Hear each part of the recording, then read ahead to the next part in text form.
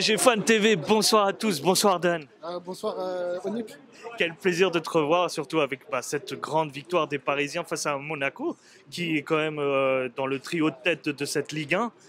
Est-ce que tu savoures cette victoire et est-ce que tu as pris du plaisir à les voir jouer ce soir? Bien sûr, surtout pour moi qui n'est pas venu, ça fait un long moment.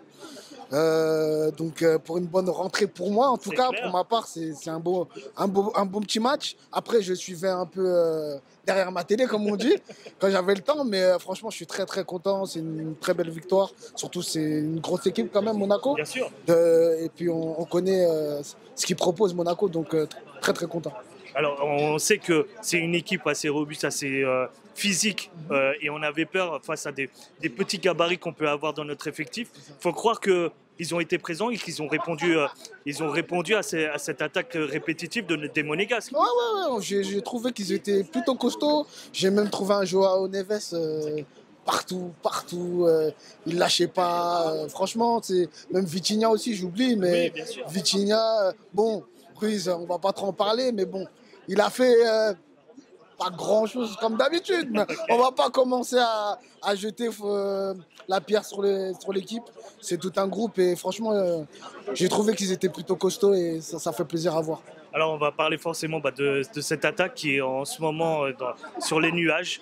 Ils ont l'air d'avoir pas d'adversité face à eux. Comment tu ressens toi cette composition que Luis Enrique a fait jusqu'à maintenant?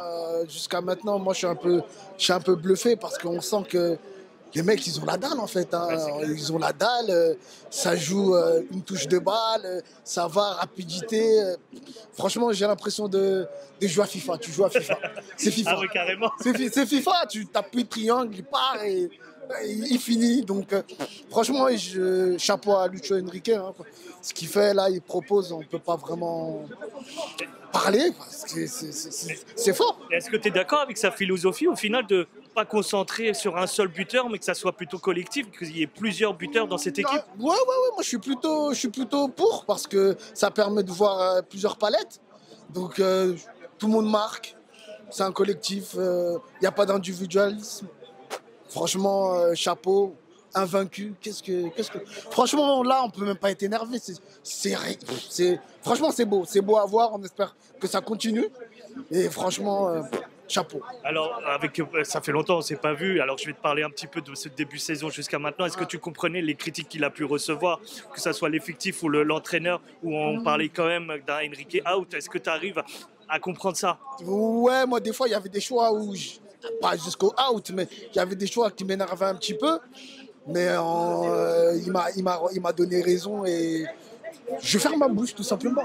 On va pas... Hein, il fait son travail. Qu'est-ce que je veux dire? Il m'a fermé ma bouche, il fait son travail. On est invaincu, on met des buts.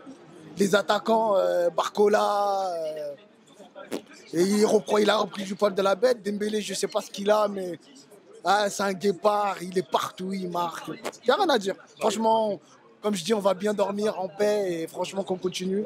Et là, la machine est lancée et voilà.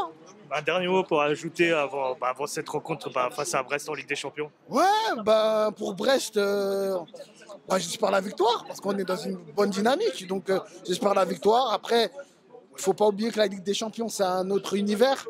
Donc il faut toujours rester sur ses gardes. Mais je ne veux pas dire qu'on va gagner d'avance parce que dans le foot, rien n'est fait. Mais il faudra gagner chez nous à domicile et continuer notre escapade. Et puis voilà. Super. Je te remercie, Dan.